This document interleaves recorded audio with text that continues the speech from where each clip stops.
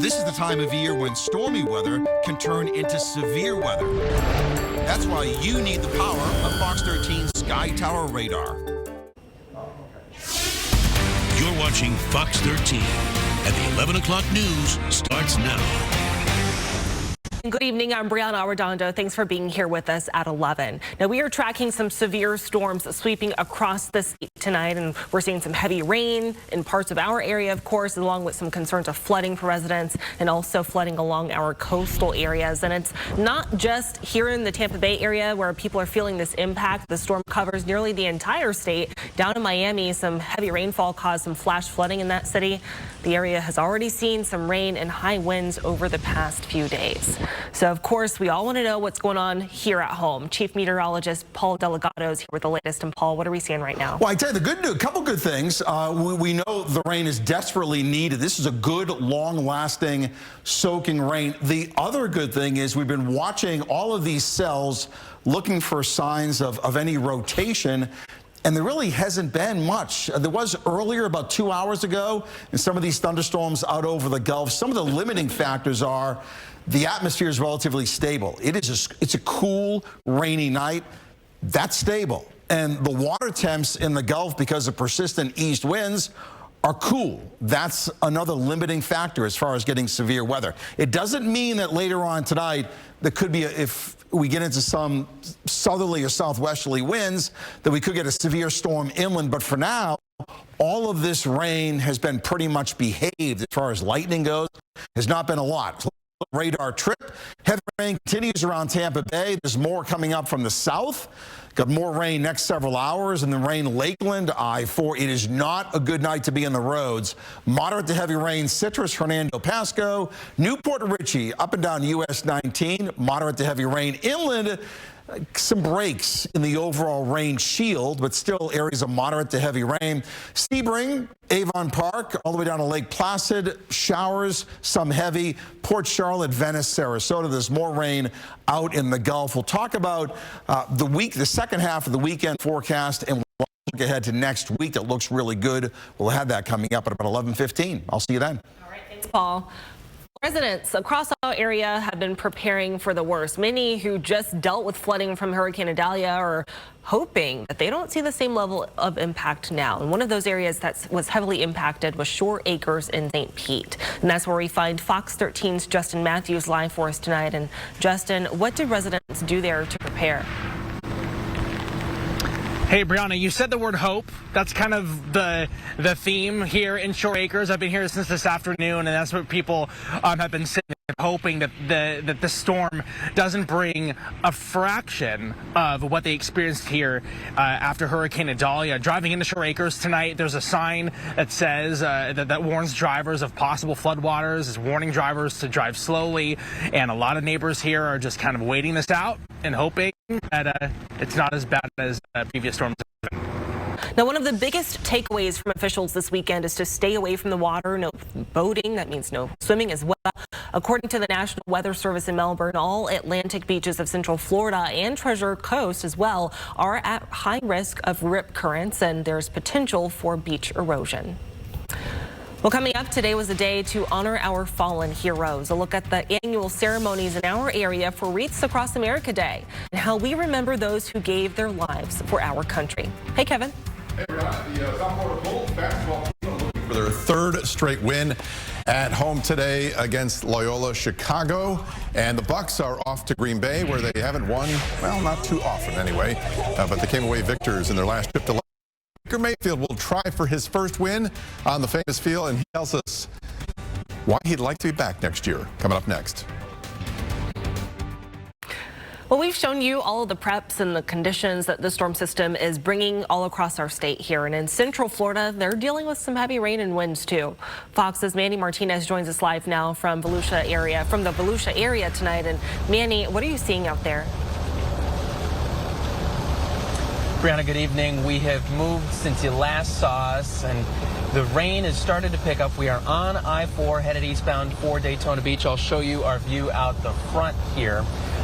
In the about 20 miles or so that we've been on I-4, we've seen one crash so far. It looked like it involved two cars.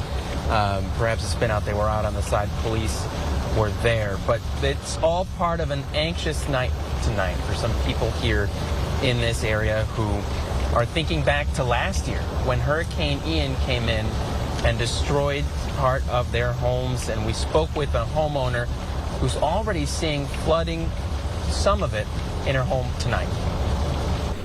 With damage to the roof, you get water inside the home, right? It's worse and worse and worse.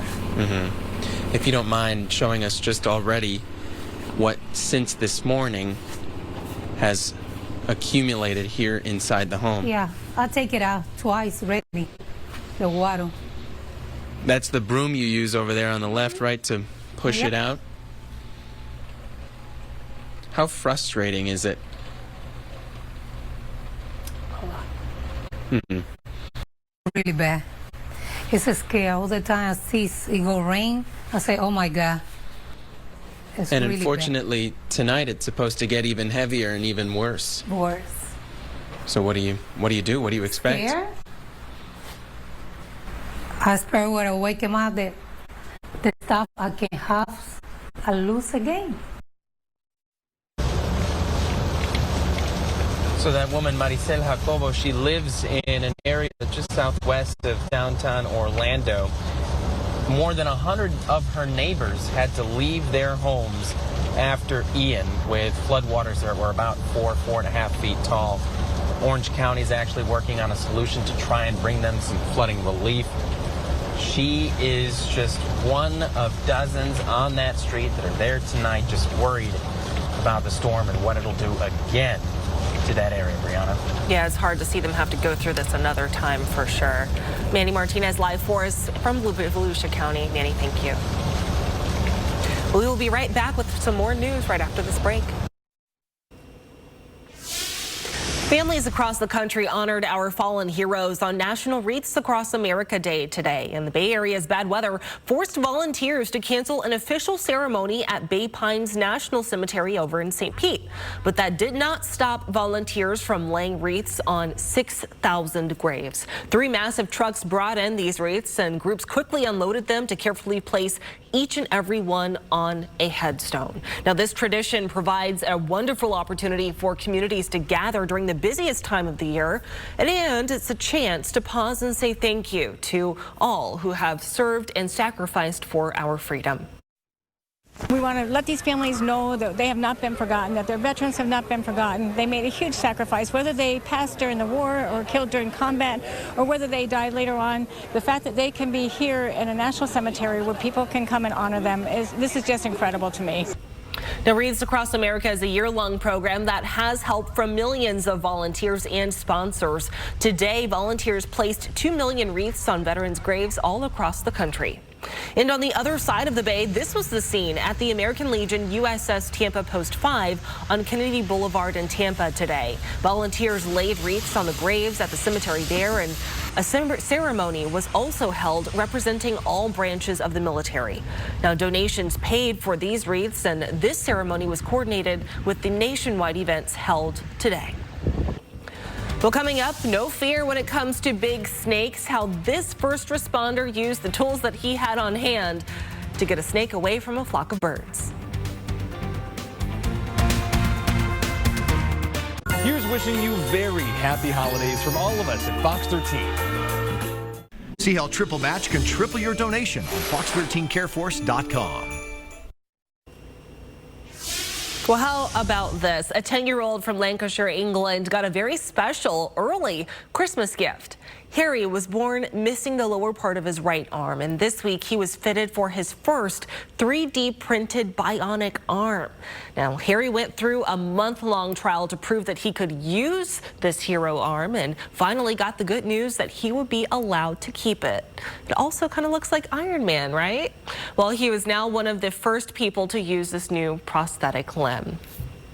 And it was quite a catch in Miami this week after a Miami-Dade fire rescue lieutenant wrapped up a red-tailed boa with a towel. Check this out. Now, the giant 8-foot-long, 40-pound reptile was bothering a group of peafowl in Palmetto Bay, and that's when Lieutenant Christopher Pecori walked right up and grabbed the snake by the tail. Burmese python, which is another invasive species here in our area that's been wreaking havoc across the Florida ecosystem. But good thing that he was able to get that out. So Good Day starts tomorrow at 7 a.m. That does it for us here at 11. Have a great night.